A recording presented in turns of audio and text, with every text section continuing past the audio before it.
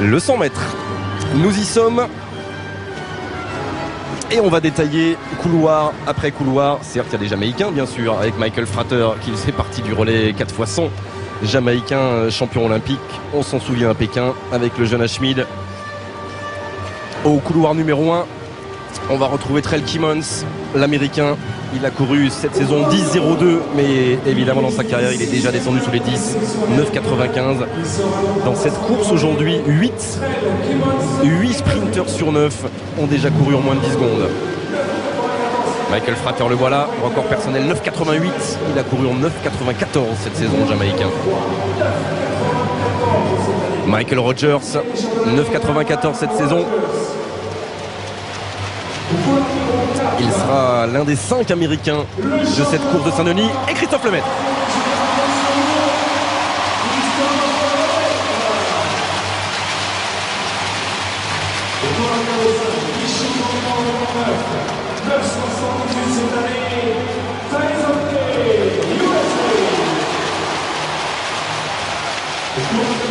Le champion olympique d'Athènes, 9,80 cette année, Justin Gatlin.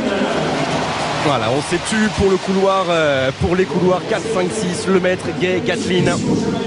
Voilà Nicky Ashmead, le jeune Jamaïcain, 9,93 cette saison.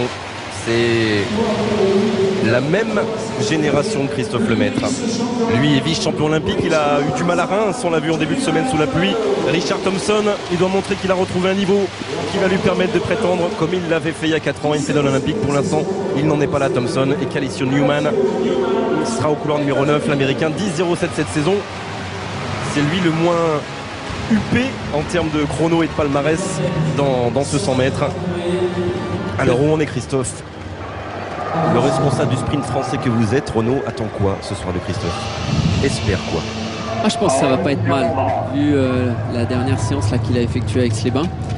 Christophe, il a toujours un petit peu de mal à bien dormir dans les grands championnats parce que c'est un lion de championnat, mais quand il rentre chez lui, qui fait quelques bonnes nuits de sommeil, en général, c'est pas mal derrière. Écoutez, l'air de la montagne. Le vent est complètement nul. Le maître est au 4, Tyson Gay, un homme qui a quand même couru en 9 secondes 69, est au couloir numéro 5. Et Justin Gatlin, le grand retour du début des années 2010 après sa suspension pour dopage, est au couloir numéro 6. C'est lui qui a gagné les sélections américaines il y a quelques jours.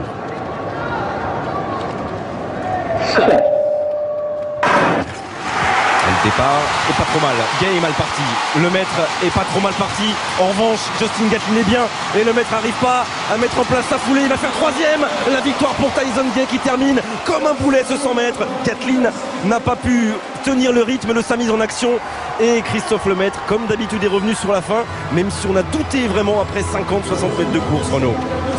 Effectivement, le départ était pas mauvais. On va dire que la phase d'accélération primaire de 0 à 10 mètres était plutôt bonne pour Christophe.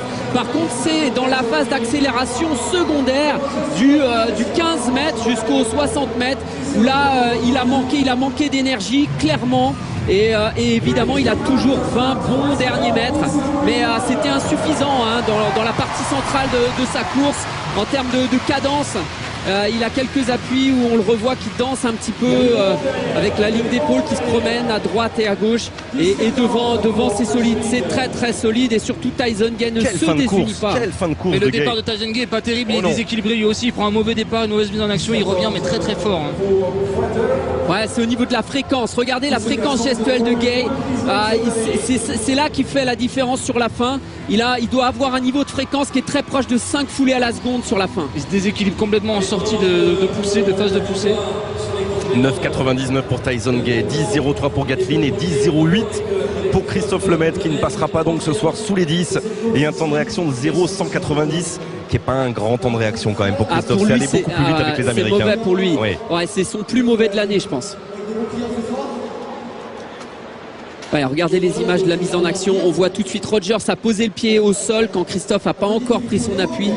Et avec son grand gabarit, on voit que c'est très très dur pour lui de déployer complètement. Regardez la phase de poussée, extension complète, genou, hanche, cheville et ensuite retour du genou en direction du menton. Les bras, c'est plutôt équilibré. Mais regardez Gatlin. Gatlin a déjà beaucoup plus d'amplitude. Son bassin parcourt beaucoup de distance sur l'appui. Et Gay a un pied électrique. Regardez il est en train de regarder les mêmes images que vous. Hein. Le pied au sol, la qualité de pied de Tyson Gay est impressionnante. Et il s'est imposé, Tyson Gay. Il en pense quoi d'avoir donné une bonne réponse à Gatlin déjà après ces sélections américaines Tyson, où il avait été battu? Even if the time is 9:99 today, you're the winner of that race. Même si le temps est de 9:99, tu es le vainqueur de cette course. This please you, I'm sure. Ça te plaît, bien entendu. Yeah, this is actually my first time coming here, and the crowd was great, and I'm glad I got the victory. Oui, non, effectivement, c'est la première fois que je viens ici. Le public était super et j'ai la victoire. But you get the victory in front of Justin, who beat you in the US Trials, and Christophe, devant Christophe Lemaître et Justin Gatlin. Yeah, they were both tough competitors, and I wanted to win this race since he beat me in USA, so I wanted a little revenge. J'ai pris ma revanche effectivement parce qu'il m'avait, c'est vrai, battu là-bas. On that race, what can you see when you look at you like this? Qu'est-ce que tu peux dire sur ta course? Yeah, I made some mistakes on my start. I popped my head up, and it was real sluggish, but I tried to gather at the end. Il faudrait que je reste plus, je mets peut-être quelques fautes sur le départ, notamment je me relève un petit peu trop, il faudrait que je reste un peu plus là-dessus. You need to work again on the start, and what do you need to work on? Sur quoi il faut travailler? Yeah, I was a little bit sluggish. I just had to work on pushing and keeping my head down, and that should be good. Oui, il faut que je continue de pousser un peu plus longtemps comme ça, et ça serait bon. Look at these pictures. Look at these pictures. Yeah. Merci and good luck for the Olympics.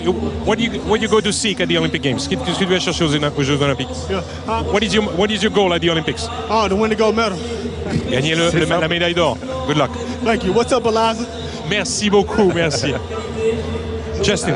Voilà un homme qui a une revanche à prendre, en tout cas Tyson Gay, après ses malheurs à Pékin. Gatlin. Oui. Après Tyson avec Justin Gatlin. Justin coming back in Paris here. That race was kind of a revenge of the US Trials. Ça a été la revanche des sélections américaines. What do you think of your race? Qu'est-ce que tu penses de ta course?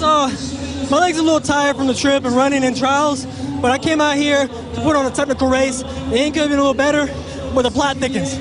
Oui, non, effectivement, j'ai été fatigué des sélections américaines. Je suis venu ici pour essayer de faire une course assez technique. Ça aurait pu être meilleur, mais bon, ça va. You're satisfied with what you did at the US Trials? What is your goal for the Olympics? Quel est l'objectif pour les Jeux Olympiques? I think my trials were really good. I've been working on my first half of the race, and it showed really dominant here as well. I just got to work on the second half and get a lot of rest. Oui, d'abord, il faudra effectivement, je pense que ma course était bonne. Je vais travailler sur le début de la course que j'ai fait ici.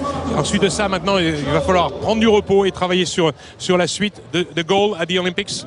The goal is the gold. L'objectif, c'est la médaille d'or. You'll be a lot to seek the gold. Hein?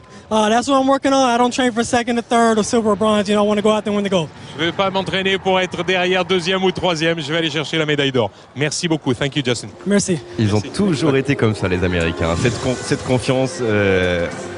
Christophe qui nous rejoint. Oui, il va chercher l'or ou l'important c'est est-ce qu'il va doubler, est-ce qu'il le sait maintenant, est-ce qu'il va jouer 500 et 200 maintenant on va lui poser la question après effectivement cette course. Comment tu analyses toi ta course par rapport à ce qui s'est passé avec notamment les deux Américains? Ce qui s'est passé, c'est qu'au départ je suis vraiment parti un peu après tout le monde. Même moi je l'ai vu. Mais après c'est là où j'ai un bon départ dans l'ensemble. J'ai une assez bonne transition.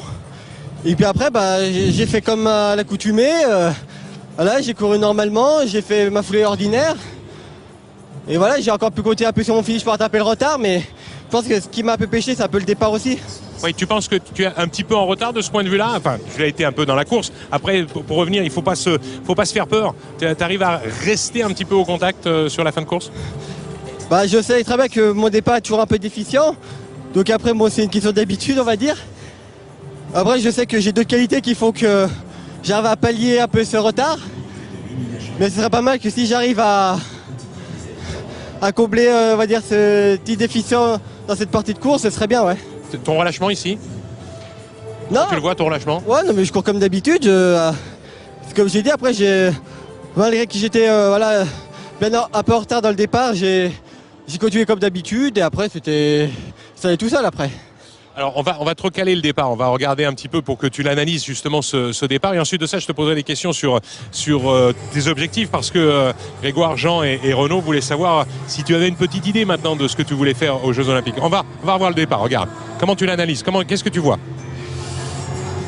Bah, c'est pas évident comme ça, mais c'est vrai que pendant la course j'avais l'impression d'être parti après les autres. Après c'est sûr que dans les premiers mètres j'ai encore un manque d'explosivité et ça se voit qu'après les autres arrivent à creuser l'écart dès le début. Mais après ça va bien, après j'arrive un peu à rester la tête baissée un peu longtemps pour essayer d'accélérer le plus longtemps possible. Et je pense que je me relève encore un petit peu tôt comparé à d'autres. Mais après, sinon... La transition est bonne ensuite. Alors, objectif avec ces enseignements, je dirais, après les Europes, après cette course aujourd'hui, 100, 200, les deux? Je pense pas qu'il y aura les deux. Parce que, voilà, moi, l'objectif, c'est vraiment essayer d'accrocher une médaille. Donc, on va peut-être essayer de garder du jus pour une seule distance. Après, c'est sûr que là, c'est mon dernier 100 mètres de l'année. Donc, on va essayer de tout regrouper les infos de ce que j'ai fait pour voir si c'est une bonne idée de le faire ou pas. Et après pour le 200, je verrai ça dans la semaine prochaine au meeting de Londres et on verra ce que ça donne sur cette distance après. Tu prendras une décision ensuite. Merci Christophe.